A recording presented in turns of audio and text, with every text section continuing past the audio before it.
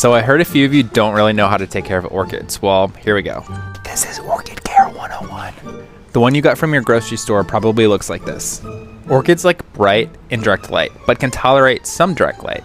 In the wild, they grow on trees, kind of like air plants, and don't really get a lot of direct sunlight. Light really depends on your environment. Like if you live in Florida, it shouldn't get more than 2 hours of direct sun. You'll scorch it. North or east facing windows are great. These are aerial roots, don't cut them. I like to water once a week. Take the pot it's in out of the decorative pot, bring it to your sink and run under warm water for about 30 seconds and let drain completely. You can also mist once a week. If you want to know something really cool, when the flowers drop, that doesn't mean the plant is dead. If the flower stem doesn't turn brown right away, cut after the 4th node and it will start to grow more flowers. This one died, so I cut it completely back, meaning that this is a brand new flower stem. Is your orchid okay? Today I'm going to share 3 hacks that will prolong your original plant investments. Save the filler greenery from your flower arrangements and put them in separate vases. They will last months in water and look super cute around your house. Never get rid of your orchid even after it loses its petals. Orchids rebloom. This is one I got in December and it's already reblooming. They can even change colors. And my 3rd tip is to propagate new succulents from the leaves of old succulents. It's super easy to do, just look it up on YouTube. Here's one I've recently propagated. Follow me for more home hacks and tips. Hey new plant parents, I have over 100 plants and these are some things that I didn't know that if I knew sooner I probably would save a lot of plants that I killed. First thing is every single plant is different. You want to Google search top to bottom, lighting, humidity, soil, everything like that. Every single plant's different. You want to make sure that you can cater to its needs. Also, you need to know the difference between partial shade, shade, indirect light, bright indirect light, direct light, all of those lighting situations. You also need to know that misting your plants is not increasing humidity for a long time, it's only doing it temporarily. So you want to make sure you either cluster them together or have a pebble tray, humidifier. I do a mister on top of all of that to just kind of help it, but misting is not going to sustain it for a long time. Also, I would look at Facebook Marketplace before you buy a plant because there might be some a lot cheaper and a lot bigger. I might turn this into a series, so comment if you want that and also follow for more plant TikToks.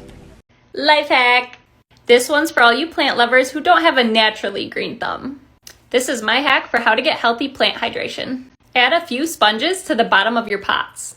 The sponges work to prevent water from settling at the bottom, which causes root rot. They also retain moisture and create necessary airspace. Follow me for more life hacks. This is like the most common question I see. Honestly, your plants could be droopy for 2 reasons. Either you're overwatering and your roots are starting to rot, or you're underwatering. Give your plant as much water as it needs, but let it dry between. I work with plants for a living, and I'm here to tell you you have the magical powers to know when any type of plant needs to be watered. Get ready, here's your magical power. Your finger.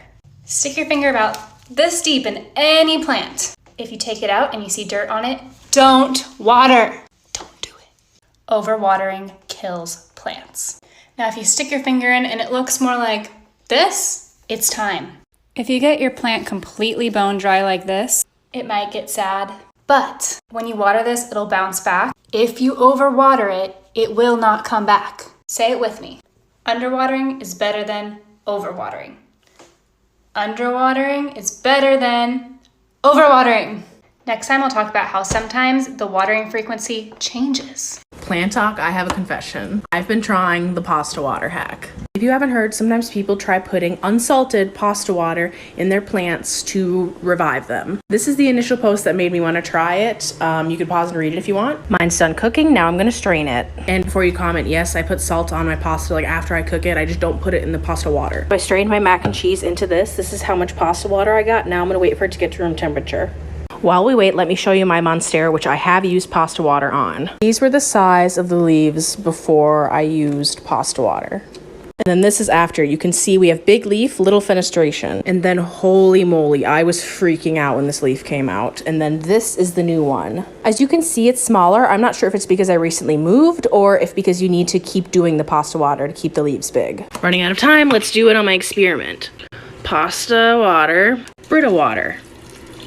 Why you shouldn't mist your houseplants, at least like this.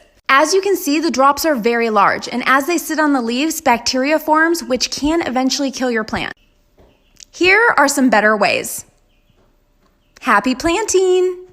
One of my favorite organic gardening practices is ladybugs. First, you have to refrigerate them for at least an hour. You can see as soon as you pull them out, they're very active and ready to go. This is my variegated sea hibiscus, native to Hawaii, and she is one of my most valued plants. As you can see down here, she's got a little bit of a pest problem going on, and so that's why we are releasing these ladybugs today. This is what they're going to help with. The first thing we need to do is to give the ladybugs something to drink by spraying some droplets of water on the leaves. I do not recommend misting plants in this way for any other reason.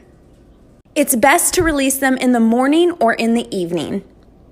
Just trim the corner and release them onto the soil of your plants. You can see this one here getting a drink. These little babes are truly such a treasure for any indoor or outdoor garden. Be sure to follow for more organic plant care tips. How to revive your dying plants in 5 steps. I saw that my plants were dying, and sometimes your plants may shrivel if there's too much sun or if it's too hot outside. You can bring them back to life in 4 hours by simply heavily watering it. Place it in the shade. After about 20 minutes, you'll see your leaves begin to uncurl, and in under 4 hours, your plant will be alive again. The process is incredibly unique, and it's so interesting to watch your plant revive itself. Remember that these minions are very durable, and all they really need is a little bit of love. And if you like this, press that follow on my profile.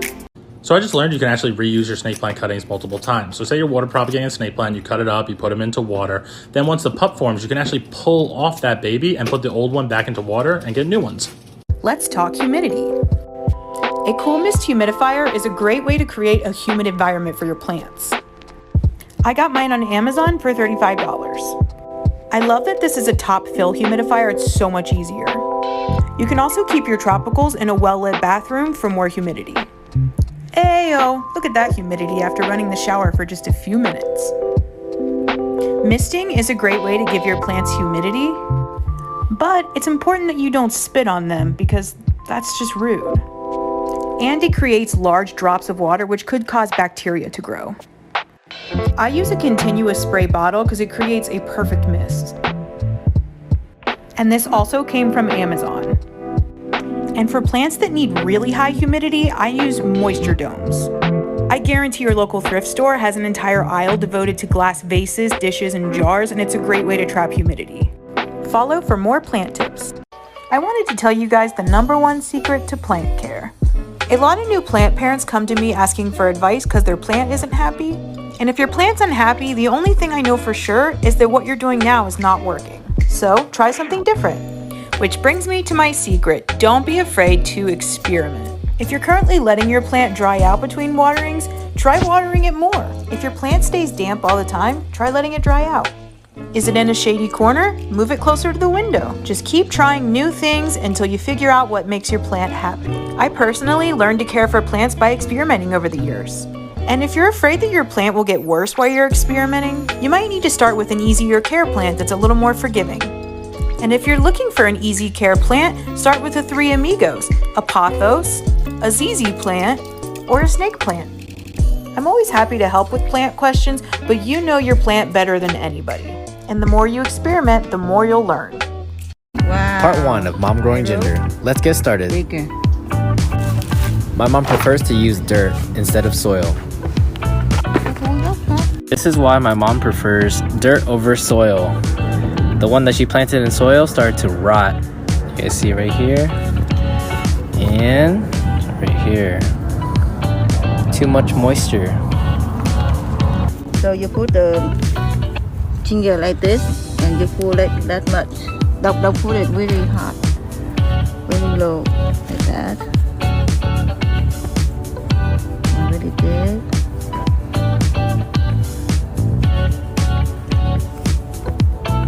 Okay. You put the ginger down on the dirt and you don't water now. About 2 days later, you water them. They'll be fine. That's ready. Time. How to take your tulips from sad and droopy to so happy and perky.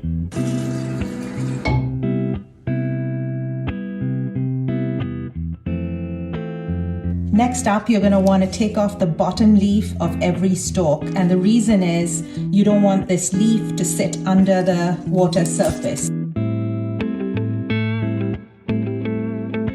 One final step, take them away from the sunlight and any windowsill and put them in a quieter, less sunny corner. Sansevieria plant care tips. All these unique 5 are all Sansevieria, also known as snake plants. This is the Laurenti. Here's your samurai that looks like a little sculpture. You've got the starfish, your braided cylindrica, and this beauty is a fernwood. These plants are widely known for being some of the easiest plants. They can tolerate super low light, they're very drought tolerant, they don't have a lot of humidity needs, they like if you clean their leaves but they don't need it, and I personally think they're some of the coolest plants around. These super thick, well, I guess they're not super thick, but they have these thick leaves. Look at all that beautiful variegation on it. They take incredible forms and they kind of just do their thing. If you want them to grow faster, bright indirect light will really help. The main thing to watch for is not overwatering them. Let their soil dry out completely before you water again. And make sure that they're in a pot that's not too big for them. They actually like to be a little bit more snug in the pot, and if there's too much excess soil, it can cause root rot. Oh, and they birth their own little babies, and you can take those out and actually create new plants with them.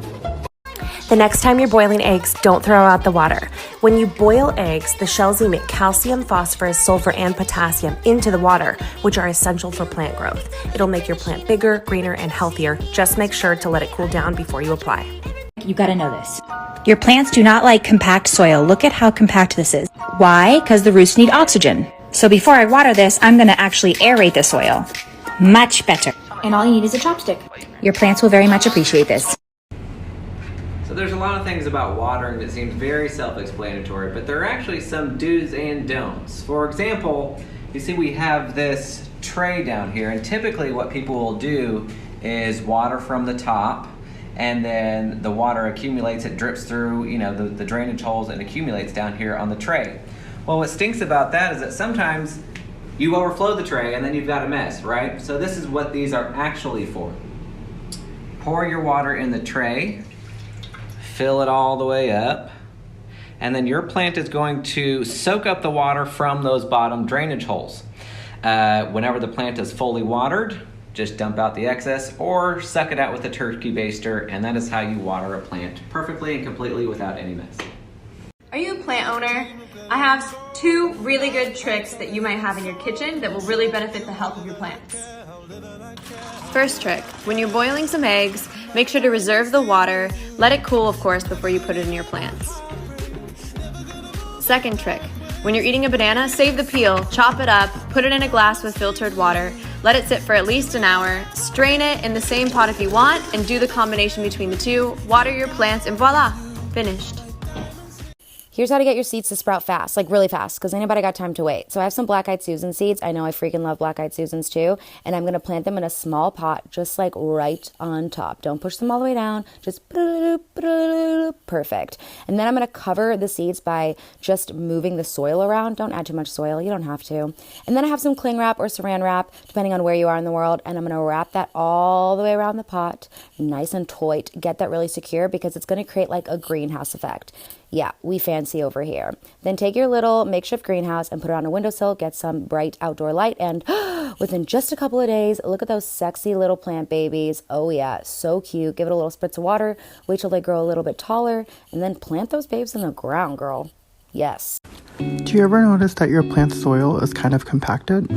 It's a good idea to aerate the soil every now and then. You just need to take a stick and poke about 2 to 3 holes.